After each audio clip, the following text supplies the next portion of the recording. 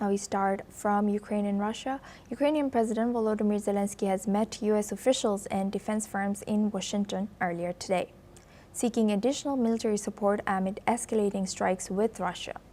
The Ukrainian president has held meetings with Energy Secretary Chris Wright and representatives from Lockheed Martin and Raytheon, pushing for U.S.-made long-range Tomahawk missiles, while also urging the U.S. to press India and China to halt purchases of Russian oil. The visit by Zelenskyy comes as Ukraine and Moscow intensify attacks on their energy infrastructure, whereas NATO responds to drone incidents over Poland, Estonia, Germany, and Denmark. Meanwhile, Ukrainian officials have highlighted the need to raise the costs of war for Russia, including using cruise missiles, enhanced air defenses, and joint drone production, ahead of further negotiation windows. Discussions also focus on sharing drone technology and finalizing what Ukraine calls a mega deal aimed at procurements worth up to $90 billion in U.S. weapons, while ensuring long-term defense coordination with U.S. partners. Now, U.S. President Donald Trump has not pledged new arms to Ukraine, but has launched Pearl, which is a system allowing U.S. allies to purchase American weapons for Ukraine.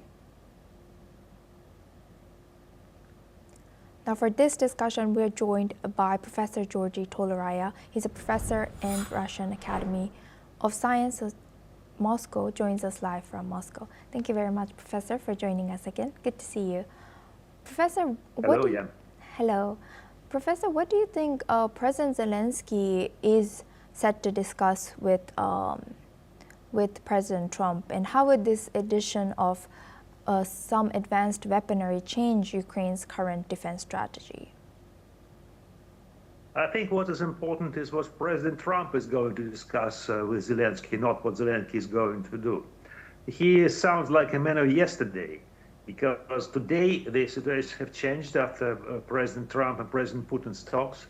They were talking, possible peace deal, which is to be discussed in Budapest, while Zelenskyy still talks about war, about getting more missiles, about getting more armaments, about increasing cost of war, things like that. I really don't know how Putin will deal with Zelenskyy eventually. I don't think he is the person who can make a peace deal. But it's, of course, far from now. But I think that yesterday's telephone conversation between Trump and Putin have changed a lot. And so we will have to expect a meeting between Trump and Zelenskyy. Probably Trump will tell you he's not going to supply any Tomahawks or any other advanced weaponry. He may sell some weaponry to Europe, give him the money, and Europe may keep it or may dispose of it, but that doesn't mean that he wants to support war in Ukraine. And I think this is a great change from even yesterday and even this morning. And Professor, some of our guests have suggested that Zelenskyy might want to continue the war. What do you think about that? I've said exactly this just 1 minute ago. Zelenskyy is a man of war. Now we're talking about peace. That's the difference. I don't know how much Zelenskyy is a proper man to talk peace. That's the issue. And what's the benefit for him if Ukraine stays in war like this? He can keep his power, because that's his only concern now. Because if we want to talk peace, I think Russia should talk about peace not with Zelenskyy, but with some democratically elected president or leader of Ukraine, not Zelenskyy. That's my opinion.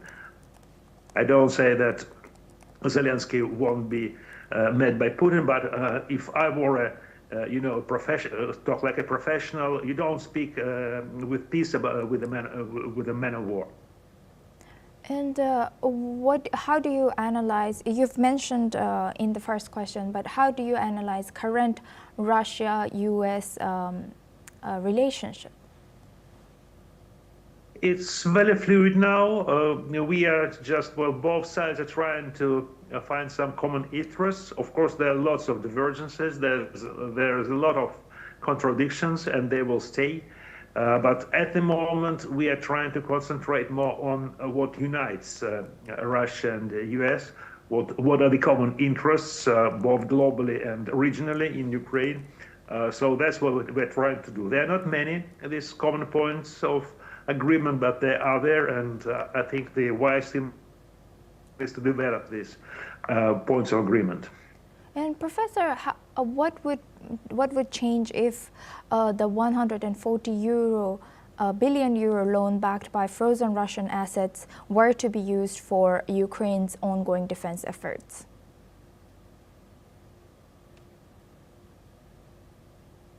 Well, I said that the money can be, but it doesn't necessarily mean that this weapon will be used. I hope so.